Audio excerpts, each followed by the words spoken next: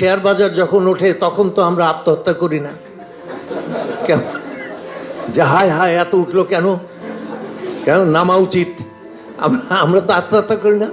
কিন্তু যখন নামে তখন বহুজন আত্মহত্যা করি, আমরা অপেক্ষা করতে ভয় পাই। আমরা পাবনাতে থাকতাম, এক মারোয়ারি, তো সে 1952 সালে কোরিয়াতে পাট রপ্তানি করে 1 কোটি টাকা লাভ করে ফেলেছে। তো সে বসে আছে, পান খাচ্ছে, পাড়ার লোকজন যে একেবারে হাজির হয়েছে, क्या मुनाफा हो गया है, कितना मुनाफा हो गया, कितना खुश की बात है, এটা সেটা কি আনন্দের কথা। তো উনি পান খাচ্ছেন আর বলছেন হ্যাঁ মুনাফা হইতেছে, কিছু কিছু হইতেছে। তারপরের বছর আবার ওনার 80 লাখ টাকা লস হয়েছে। তখন সবাই যে বলছে যে কিতনা নুকসান হো গিয়া, কি আফসোস কি বাত হ্যায়, এ হায় তা হায়। উনি বলছে যে হ্যাঁ হইতেছে কিছু কিছু।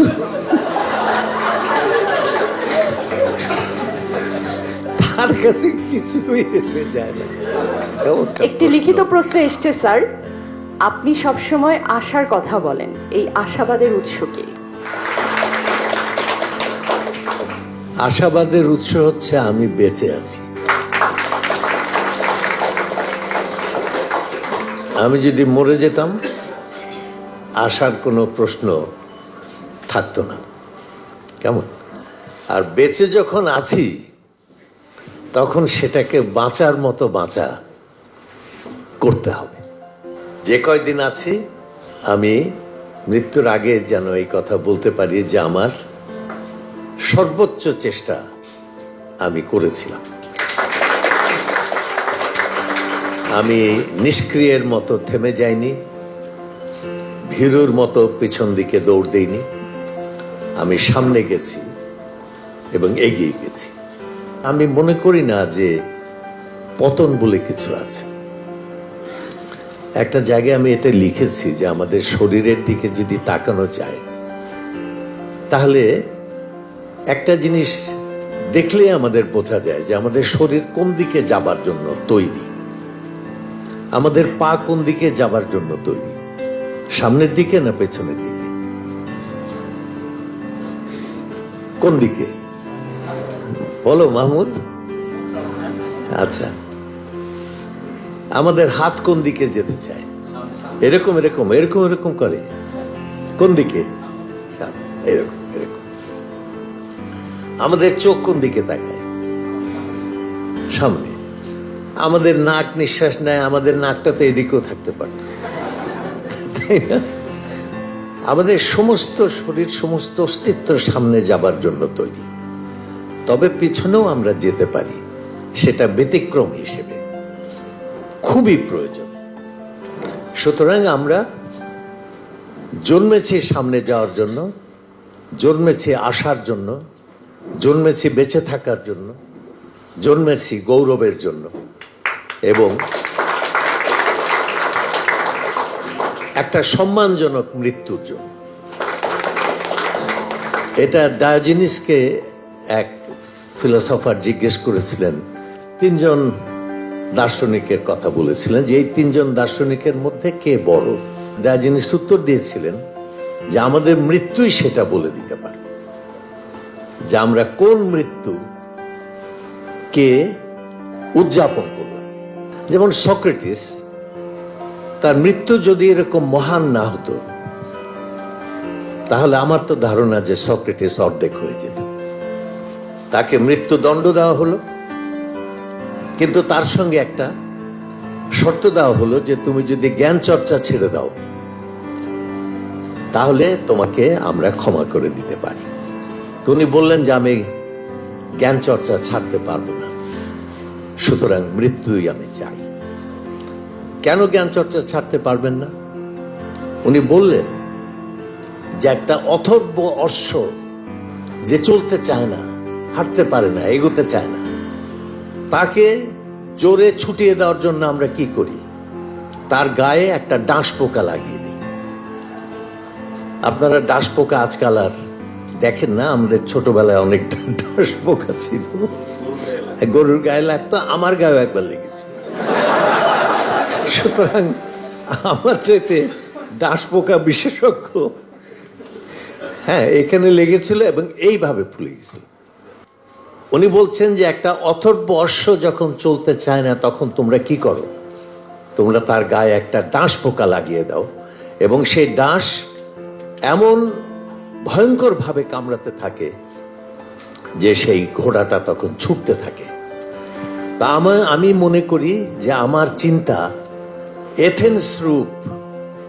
এথেন্স রূপ অথর্ব অশ্বের গায়ে সেই ডাঁশ পোকা।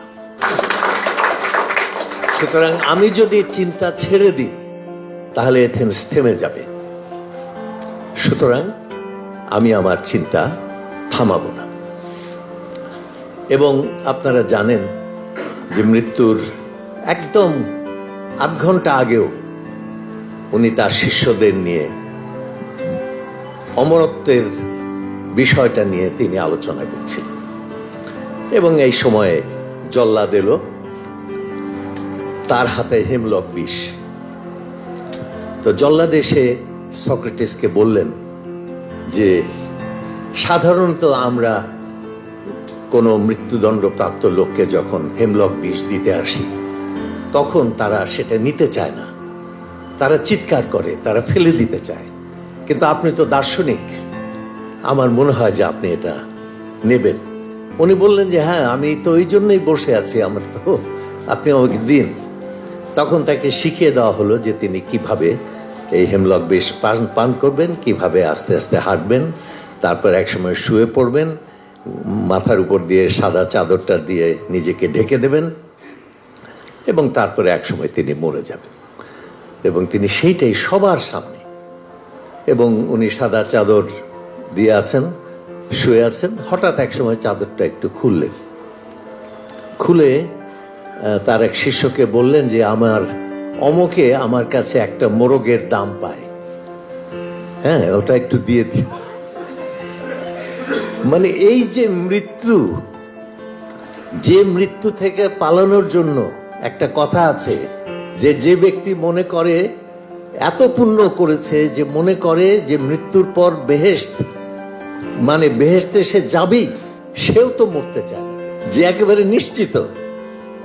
আমার এক বোন ছিলেন, আমার সম্পর্কে তার খুব টেনশন ছিল যে আমি নিশ্চয়ই দোজখে যাব,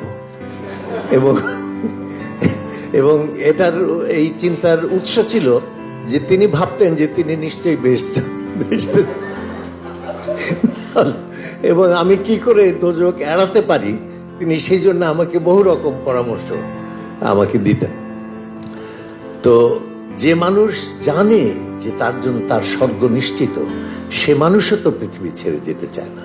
পৃথিবীর মধ্যে যত খারাপ কিছুই থাকুক, আল্লাহ আমাকে নিয়ে যা, আল্লাহ আমাকে নিয়ে যা বলে, কিন্তু যখন মৃত্যুটা আসে তখন যে আল্লাহ আর একটা দিন আমাদের দে। সেই মৃত্যুকে কি সহজে, কি অসাধারণ ধৈর্যের সঙ্গে, কি সাহসের সঙ্গে, কি বীরত্বের সঙ্গে সক্রেটিস নিতে পেরেছিলেন। দেখে প্লেটো তো সিম্পলি পাগল হয়ে গেছিলেন যে একটা মানুষ কি করে এরকম হয়। তা আমি মনে করি যে সক্রেটিসের জীবনে ফিলোসফি ছিল, অনেক কিছু ছিল, অনেক ভালো ভালো কথা আছে, কিন্তু তার জীবনের শ্রেষ্ঠ কীর্তি হচ্ছে তার মৃত্যু। তো সেই জন্য আমরা মৃত্যুকে কতটা মহিমান্বিত করতে পারি, এইটা আমি মনে করি যে মানুষের জীবনের সবচেয়ে বড় স্বপ্ন হওয়া উচিত। জীবন কোন রকমে চলে যায়, সুতরাং নৈরাশ্য কোথায়? কখনো কখনো আপাতভাবে নামে, যখন ওঠে শেয়ার বাজার যখন ওঠে তখন তো আমরা আত্মহত্যা করি না, কেন যে হায় হায় এত উঠলো কেন নামা উচিত, আমরা তো আত্মহত্যা করি না। কিন্তু যখন নামে তখন আমরা বহুজন আত্মহত্যা করি, কারণ আমরা লোভী। কেমন আমরা অপেক্ষা করতে ভয় পাই। আমরা পাবনাতে থাকতাম, এক মারোয়ারি আগরওয়ালা ছিল। তো সে 1952 সালে কোরিয়াতে পাট রপ্তানি করে 1 কোটি টাকা লাভ করে ফেলেছে। তো সেকালে 1 কোটি টাকা মানে এখন তো 150 কোটি টাকার সমান হবে কমসে কম। তো সে বসে আছে, পান খাচ্ছে, পাড়ার লোকজন যে একেবারে হাজির হয়েছে, क्या मुनाफा हो गया है, कितना मुनाफा हो गया है, कितना खुश की बात है, এটা সেটা কি আনন্দের কথা, কত চমৎকার। তো উনি পান খাচ্ছেন আর বলছেন, হ্যাঁ মুনাফা হইতেছে কিছু কিছু হইতেছে। হ্যাঁ, তো এটা গেছে। তারপরের বছর আবার ওনার 80 লাখ টাকা লস হয়েছে। তখন সবাই যে বলছে যে কিতনা নুকসান হো গিয়া, কি আফসোস কি বাত হ্যায়, এ হায় তা হায়। উনি বলছেন যে হ্যাঁ হইতেছে কিছু কিছু কিছু কিছু নোকসান হইতেছে, তার কাছে কিছুই এসে যায় না। কেমন? তো আমারও বক্তব্য হচ্ছে যে কোথায় উঠলাম কোথায় নামলাম এটা কোনো ঘটনা না।